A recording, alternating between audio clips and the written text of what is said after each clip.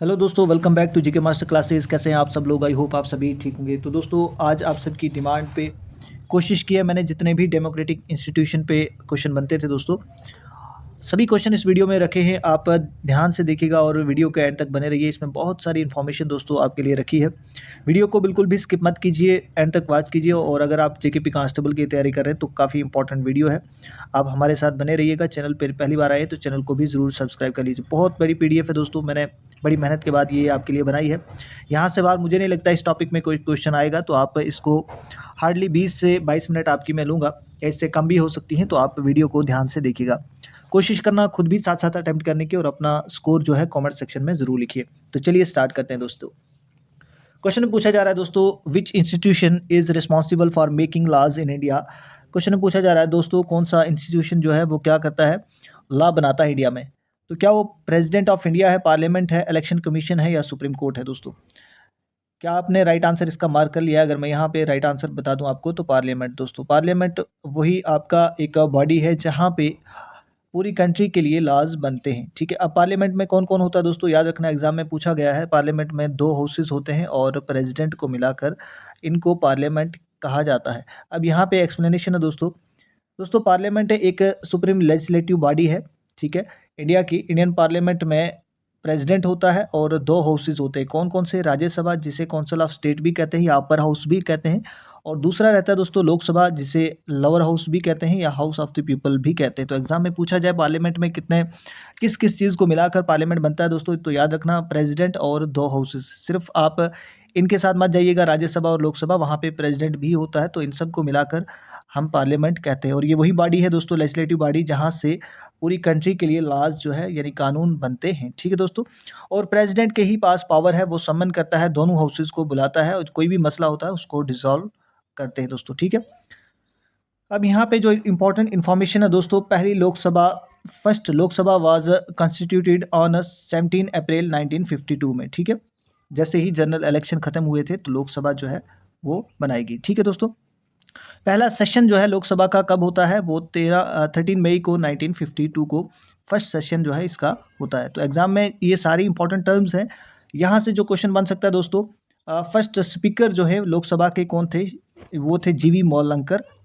तो ये important point है, इसको आप नोट डाउन कर लीजिएगा। पहले डिप्टी स्पीकर लोकसभा के दोस्तों कौन थे, श्री M A अयंगर, ठीक है। और फर्स्ट सेक्रेटरी जनरल कौन थे, वो थे श्री M N कोल। तो ये सारी इन्फॉर्मेशन इंपॉर्टेंट है, ध्यान से देखिए वीडियो को। मैं पहले ही कहता हूँ, वीडियो को स्किप मत कीजिएगा। अगर आप स्किप करते हैं तो आप बहुत सारी इन्फॉर्मेशन जो है वो लॉस कर जाते हैं यहाँ से, ठीक है। तो अगर तैयारी सीरियस होकर कर रहे हैं तो एंड तक ज़रूर वॉच कीजिए। उसके बाद आता है दोस्तों राज्यसभा की हम बात करें। राज्यसभा में मैक्सिमम स्ट्रेंथ पूछी जाए तो 250 सीट्स हैं। और यहाँ पे अगर आर्टिकल की बात करें तो दोस्तों आर्टिकल 80 जो है वो डील करता है किसके साथ, अपर हाउस के साथ, यानी राज्यसभा के साथ, ठीक है दोस्तों, याद रखना। अब यहाँ पे देखिए 250 सीट्स में से 238 रिप्रेजेंटेटिव जो है वो स्टेट से आते हैं, और 12 रिप्रेजेंटेटिव जो है वो 238 रिप्रेजेंटेटिव जो है वो स्टेट और यूनियन टेरिटरी से आते हैं, और 12 रिप्रेजेंटेटिव को नॉमिनेट किया जाता है प्रेसिडेंट के द्वारा, ठीक है, याद रखना। टोटल 250 हैं, 250 में से 238 जो है वो स्टेट और यूटीज से आते हैं, और बाकी 12 को प्रेसिडेंट नॉमिनेट करते हैं।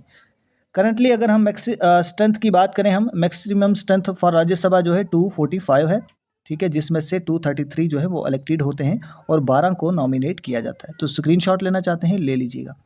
अब यहाँ से जो क्वेश्चन बन सकता है दोस्तों कि राज्यसभा में जैसे लोकसभा में आपका स्पीकर होता है, वैसे राज्यसभा में चेयरमैन कहा जाता है उससे। तो चेयरमैन कौन है दोस्तों, वो होते हैं वाइस प्रेसिडेंट, याद रखना। वाइस प्रेसिडेंट जिन्हें एक्स ऑफिशियो चेयरमैन भी कहा जाता है, जो कि चेयरमैन रहते हैं राज्यसभा के। और आज करंटली कौन है राज्यसभा के chairman, that is Jagdeep Dhankhar, ठीक है। तो याद रखना, ये सारी इन्फॉर्मेशन इंपॉर्टेंट है। यहाँ पे सिर्फ 50 क्वेश्चन नहीं है दोस्तों, अगर इस हिसाब से हम बात करें जो मैंने पॉइंट्स लिखे हैं दोस्तों, यहाँ 100+ क्वेश्चन आज हम डिस्कस करेंगे। तो चलिए नेक्स्ट चलते हैं दोस्तों। ये लोकसभा है, लोकसभा जिसे लोअर हाउस भी कहा जाता है। एग्जाम में पूछा जाए लोअर हाउस किसे कहते हैं, तो लोकसभा को याद रखना। और ऑलरेडी हमने इसके फर्स्ट सेशन की भी बात की, इसके स्पीकर की भी बात की, लेकिन यहाँ पे सीट्स की बात कर लेते हैं। लोकसभा में 445 सीट्स हैं दोस्तों, जिनमें से इलेक्शन जो हुए 443 पे हुए, ठीक है दोस्तों। चलते हैं नेक्स्ट क्वेश्चन पे। The finance bill has to be passed by the parliament within how many days of its introduction.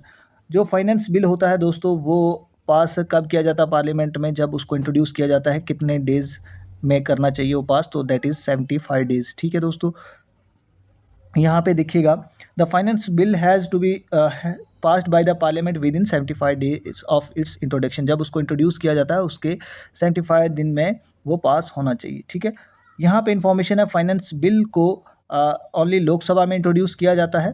ठीक है, लेकिन राज्यसभा जो अपर हाउस जिसे कहा जाता है वो भी इस पर रिकमेंड जो है वो दे सकती है अमेंडमेंट को लेकर। ठीक है,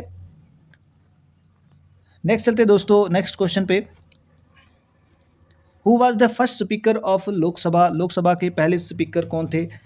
आपने अगर ध्यान दिया होगा तो हमने ऊपर पढ़ा था दोस्तों जीवी मौलंकर। ठीक है, इसका राइट आंसर जो है गणेश मावलंकर है। ऑप्शन नंबर डी इसका राइट हो जाएगा।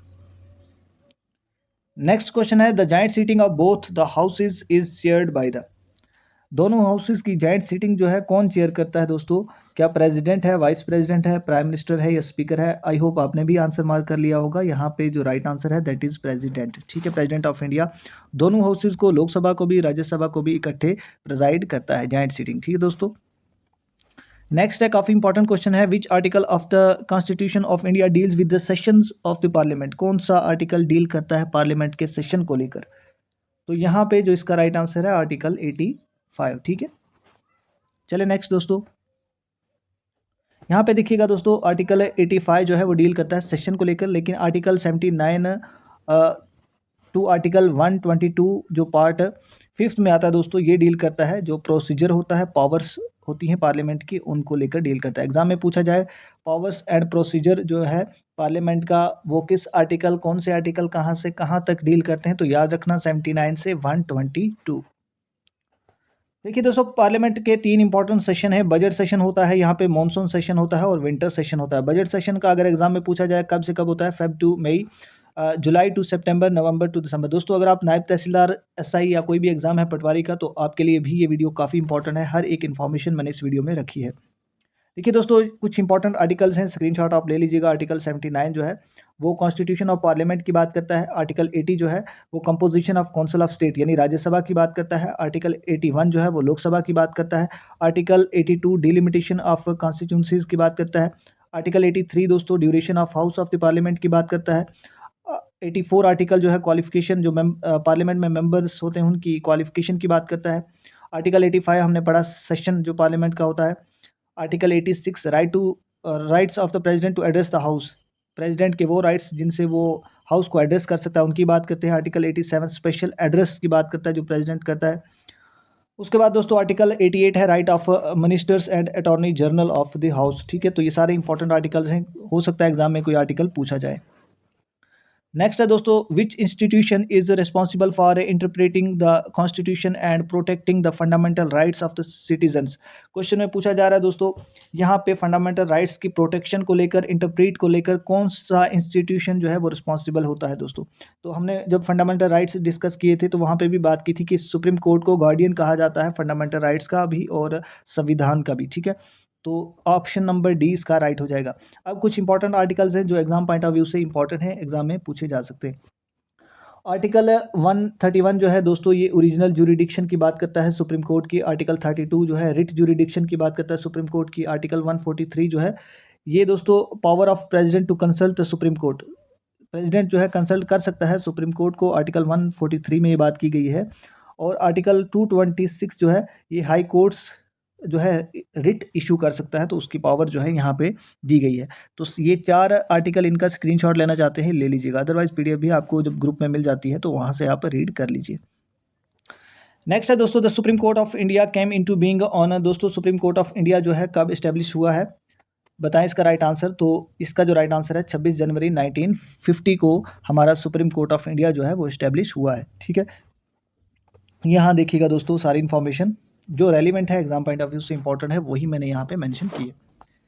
अब अगर एग्जाम में पूछा जाए कौन से एक्ट के तहत जो है वो सुप्रीम कोर्ट बना है दोस्तों, तो याद रखना रेगुलेटिंग एक्ट 1773 दोस्तों। ठीक है, और ये सुप्रीम कोर्ट जब बना था ये कहाँ पे, फोर्ट विलियम कलकत्ता में बनाया गया। ठीक है दोस्तों, याद रखना कलकत्ता।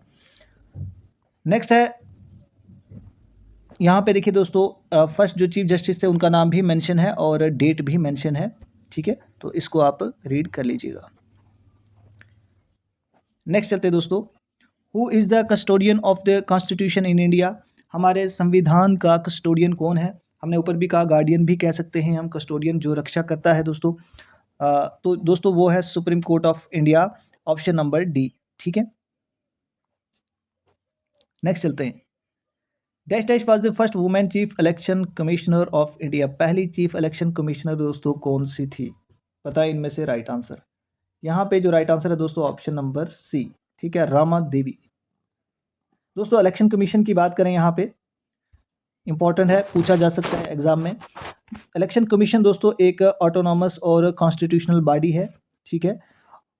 उसके बाद दोस्तों ये जितने भी स्टेट के या लोकसभा के इलेक्शन होते हैं ये इलेक्शन करवाती है, चाहे वो असेंबली इलेक्शन हो चाहे वो पार्लियामेंट इलेक्शन हो, ये election commission of India he election करवाती है। याद रखना, पंचायत के इलेक्शन सिर्फ जो है वो स्टेट इलेक्शन कमीशन करवाती है, वो सेंट्रल इलेक्शन कमीशन नहीं करवाती, याद रखना, ठीक है। Election commission of India panchayat के इलेक्शन नहीं करवाती। एग्जाम में आपको एक्सेप्शन में ये केस पूछा जा सकता है कि पंचायत के इलेक्शन जो है वो कौन करवाता है, तो याद रखना वो स्टेट की जो इलेक्शन कमीशन होती है वो करवाती है।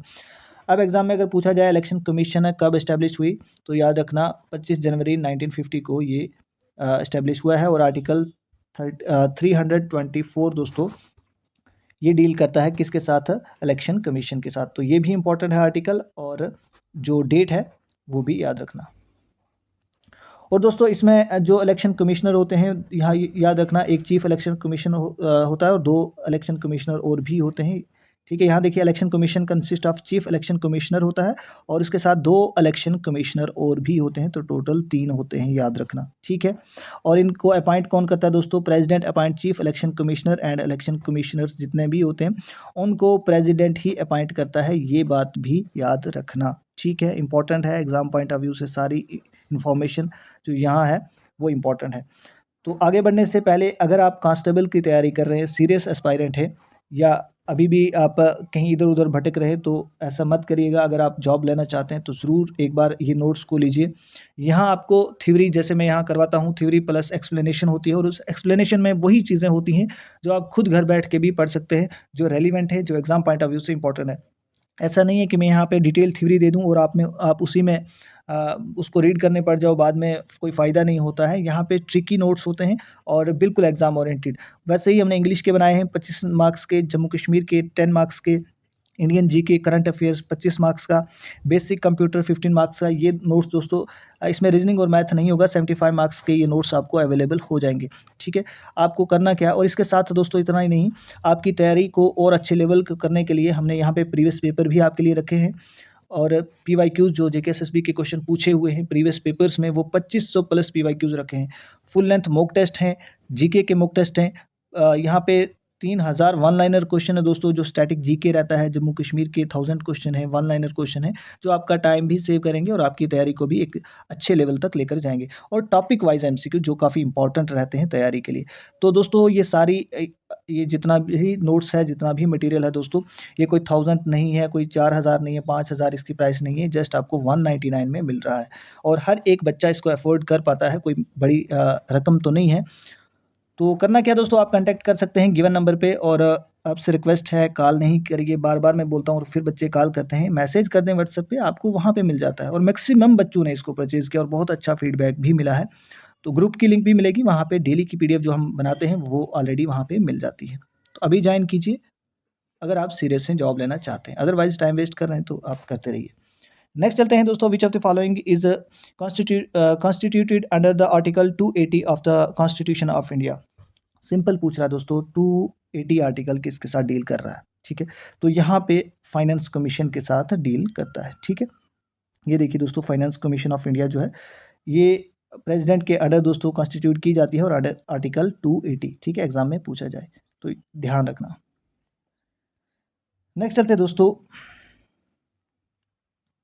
नेक्स्ट क्वेश्चन है, अभी बहुत ज़्यादा डिटेल यहाँ पे है दोस्तों, बहुत ज़्यादा क्वेश्चन रखे हैं नीचे, बहुत सारी इंपॉर्टेंट टर्म्स भी हैं, तो एंड तक ज़रूर देखना वीडियो को। Who among the following can appoint the controller and auditor general of India. दोस्तों कौन अपॉइंट करता है? तो यहाँ पे राइट आंसर है प्रेसिडेंट ऑफ इंडिया। अब ये कंट्रोलर एंड एडिटर जनरल कौन होता है, यहाँ पे जो भी इंडिया का दोस्तों ऑडिट सिस्टम है या अकाउंट्स डिपार्टमेंट है उसको यही CAG जिसे कैग कहते हैं, controller and auditor general of India, यही संभालते हैं दोस्तों। इन्हें वॉच डॉग भी कहते हैं पब्लिक पर्स का। ये क्वेश्चन एग्जाम में पूछा गया था दोस्तों, watch dog of public purse कौन होता है, तो वो CAG होता है, ठीक है, controller and auditor general of India. और इसे गार्डियन ऑफ पब्लिक पर्स भी कहते हैं, ठीक है।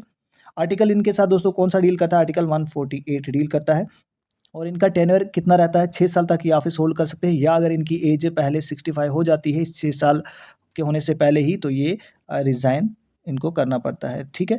तो इनकी रिटायरमेंट एज अगर बात करें 65 ईयर्स है, और अगर टेन्योर की बात करें 6 साल, CAG जो है जिसे कैग कहते हैं, तो वो ऑफिस संभाल सकता है। इनको अपॉइंट की बात करें तो प्रेसिडेंट करता है, रेजिग्नेशन अगर इनको रिज़ाइन करना है तो वो भी प्रेसिडेंट को ही लेटर थमाते हैं, ठीक है। और पहले देखिए एग्जाम पॉइंट ऑफ व्यू से जो इंपॉर्टेंट होता है ना, मैंने हर एक चीज़ लिखी है, कुछ भी स्किप नहीं किया और रेलिवेंट है सारी चीज़ें। फर्स्ट कैग जो है इंडिया के थे दोस्तों नरहरि राव थे। और आज अगर हम बात करें GC मुर्मू, और ये वही GC मुर्मू हैं। आप कमेंट करेंगे इनका जम्मू कश्मीर से GC मुर्मू का क्या ताल्लुक है, जिसे गिरीश चंद्र मुर्मू भी कहते हैं, इनका जम्मू कश्मीर के साथ क्या रिश्ता है। तो कमेंट आज का यही कमेंट है, बस एक ही कमेंट करना है आपको, ठीक है दोस्तों। जब आप कमेंट करते हैं, देखिए दोस्तों, और जो आपके इस सिलेबस में जो टॉपिक आते हैं वो इंपॉर्टेंट टर्म्स हैं। डेमोक्रेसी आप बाखूबी जानते हैं, डेमोक्रेसी से लोकतंत्र कहते हैं, जमहूरियत कहते हैं, जहां लोगों के द्वारा सरकार चुनी जाती है और वो लोगों के लिए ही काम करती है। और वहाँ पे जो फाइनल डिसीजन मेकिंग पावर होती है, जो वो उन इलेक्टेड रिप्रेजेंटेटिव के पास जाती है जिसको लोगों ने ही अपॉइंट किया होता है, तो इसे डेमोक्रेसी कहते हैं। फिर दोस्तों इसकी टाइप्स होती हैं, डायरेक्ट डेमोक्रेसी होती है और इनडायरेक्ट। इंडिया में दोस्तों आप देखते हैं कि इनडायरेक्ट डेमोक्रेसी है, जैसे हम अपने रिप्रेजेंटेटिव को चुनकर भेजते हैं तो वही हमारे लिए जो लॉ बनाना है, वही हमारे जो काम करने हैं वही करते हैं। लेकिन एक डायरेक्ट डेमोक्रेसी होती है जहाँ लोग डायरेक्ट पार्टिसिपेट करते हैं पॉलिटिक्स में या डिसीजन मेकिंग में, तो उसे डायरेक्ट डेमोक्रेसी कहते हैं। दूसरी होती है इनडायरेक्ट डेमोक्रेसी दोस्तों, जिसे रिप्रेजेंटेटिव डेमोक्रेसी भी कहते हैं, और हमारे इंडिया में भी यही इनडायरेक्ट डेमोक्रेसी है, ठीक है। ये सारे इसी टॉपिक दोस्तों, ये जो आपका डेमोक्रेटिक इंस्टीट्यूशन है उसी में आते हैं ये।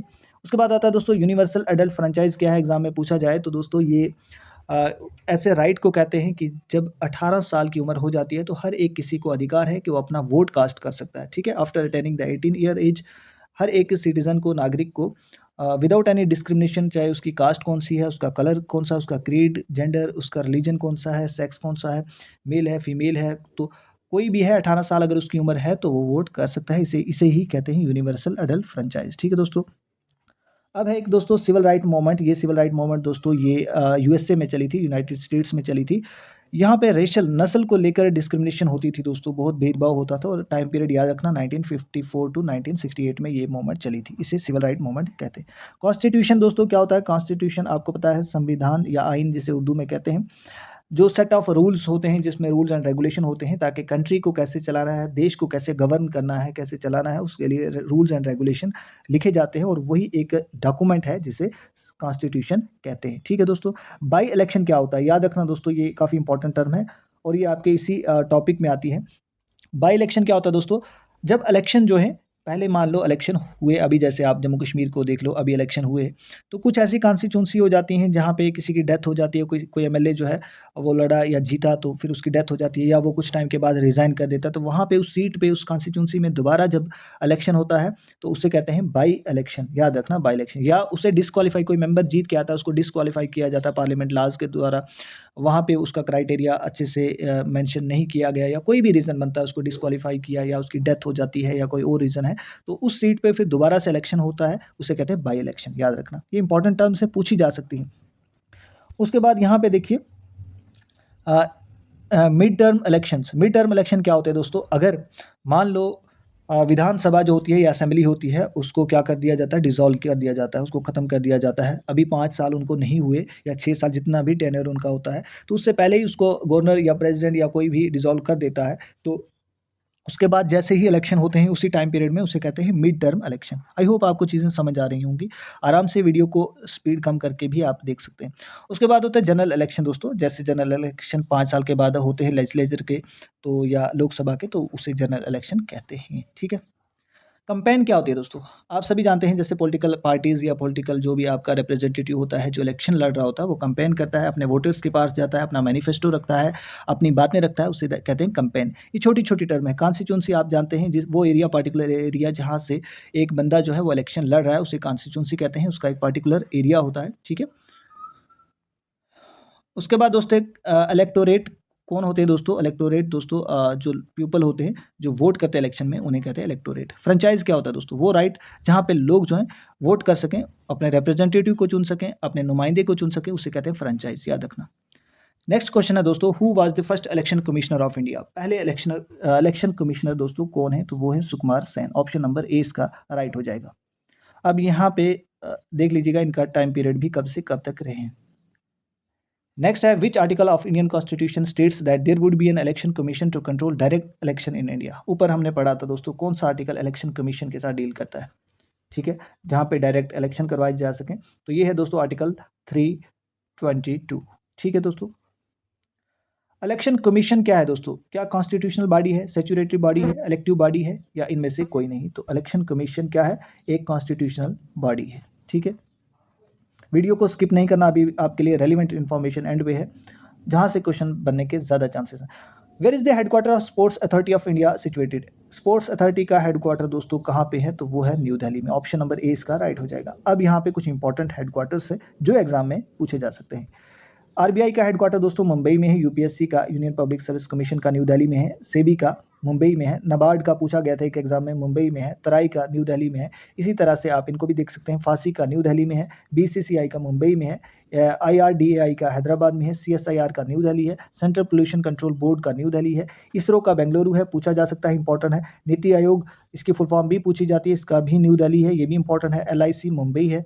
ये सारे हेडक्वार्टर्स इंपॉर्टेंट हैं, आप इनका स्क्रीनशॉट ले लीजिएगा, अदरवाइज पीडीएफ मिल जाती है, ठीक है, वहाँ से भी आप रीड आउट कर सकते हैं। नेक्स्ट है दोस्तों, what is the theme of Australian parliament? Australian parliament की थीम क्या है दोस्तों? Sorry, what is the name of Australian parliament? Australian parliament का नाम क्या है? और ये भी इसी में टॉपिक आते हैं। तो दोस्तों इसका नाम है फेडरल पार्लियामेंट। जैसे हमारे यहाँ संसद कहा जाता है या पार्लियामेंट कहा जाता है, वैसे ही वहाँ पे फेडरल पार्लियामेंट है, जिसे कॉमनवेल्थ पार्लियामेंट भी कहते हैं। अब यहाँ से क्वेश्चन आपके बनने के चांसेस हैं, इसको एक बार रीड आउट ज़रूर कर लीजिएगा। अगर खुद करते हैं या स्क्रीनशॉट ले लीजिएगा, मैं डिस्कस करूँगा तो बहुत लंबा हो जाएगा, फिर भी कोशिश करूँगा कुछ इंपॉर्टेंट जो है वो डिस्कस करूँ। अफगानिस्तान की याद रख लीजिएगा, इनकी जो पार्लियामेंट है उसका नाम क्या है? नेशनल असेंबली है। इसी तरह से ऑस्ट्रेलिया की आप देख लीजिएगा जो इंपॉर्टेंट है, भूटान अपने पड़ोसी देशों की देख लीजिएगा, म्यांमार की देख लीजिए, इसका नाम जो है पार्लियामेंट असेंबली ऑफ यूनियन है। चाइना की देख लीजिएगा, नेशनल पीपल कांग्रेस है। यहाँ पे इंडिया की जो पार्लियामेंट है उसे संसद भी कहते हैं, पार्लियामेंट भी कहते हैं। ईरान की मजलिस है, ये भी एक बार क्वेश्चन देखा था एग्जाम में। इसी तरह से इसराइल की देख लीजिएगा जो न्यूज़ में है कंट्रीज़, इराक की देख लीजिए मजलिस अल निवाब अल इराकी, जॉर्डन की देख लीजिए मजलिस अल उमा, जापान की देखिए दोस्तों, ये भी क्वेश्चन एग्जाम में देखा था, जापान जो है इसकी पार्लियामेंट का नाम डाइट है दोस्तों। कजाकिस्तान पार्लियामेंट है। साउथ कोरिया नेशनल असेंबली है। नेपाल की देखिए लेजिस्लेचर या जिसे पार्लियामेंट भी कहते हैं। मलेशिया की भी पार्लियामेंट है दोस्तों। इसी तरह से पाकिस्तान की मजलिस शोरा है, ठीक है। सिंगापुर की पार्लियामेंट है। श्रीलंका की देख सकते हैं। रशिया की देखिए जो न्यूज़ में है, तजाकिस्तान की देखिए, थाईलैंड की देखिए। इसी तरह से जो अमेरिका की कंट्री हैं इनको भी आप स्क्रीनशॉट ले लीजिएगा। नेक्स्ट चलते कंट्रीज़ इन यूरोप, इनकी पार्लियामेंट का नाम भी आप रीड कर लीजिएगा, इंपॉर्टेंट है, एग्जाम में पूछा जा सकता है, इसलिए यहाँ पे आपके सामने ये चीज़ें लाई हैं। तो स्क्रीनशॉट लीजिए और ख़ुद इनको आप जब रिवाइज़ करेंगे तो आपको काफ़ी हेल्प होगी। जैसे इजिप्ट की बात करें, मजलिस अल शाब है। घना की पार्लियामेंट है। जिम्बाब्वे पार्लियामेंट है। सूडान की नेशनल लेजिस्लेचर है। साउथ अफ्रीका की पार्लियामेंट है। नाइजीरिया की नेशनल असेंबली है। जम्बिया की नेशनल असेंबली है। तो इनको एक बार ज़रूर रीड आउट कर ले। बाकी अगर नोट्स लेना चाहते हैं, सीरियस हैं, तो ज़रूर कांटेक्ट करिए, अभी करिए, 50% डिस्काउंट है। 199 में ये आपको सारी चीज़ें अवेलेबल हो जाएंगी, ठीक है। तो दोस्तों आई होप आपको आज की वीडियो रेलिवेंट लगी होगी। तो आपका फ़र्ज़ बनता है कि एक लाइक बटन को ज़रूर प्रेस कीजिए और कमेंट में जो मैंने आपको बताया कि गिरीश चंद्र मुर्मू, जीसी मुर्मू का जम्मू कश्मीर से क्या ताल्लुक़ है, क्या वो यहाँ के कोई हायर पोस्ट पे रह कर गए हैं या नहीं, आप कमेंट ज़रूर करें। बाकी ये पीडीएफ लेना चाहते हैं, ये ऑलरेडी हमारे व्हाट्सएप ग्रुप में सेंड कर दी जाएगी जस्ट वीडियो के बाद। सो थैंक्स फॉर वॉचिंग, मिलते हैं नेक्स्ट वीडियो में।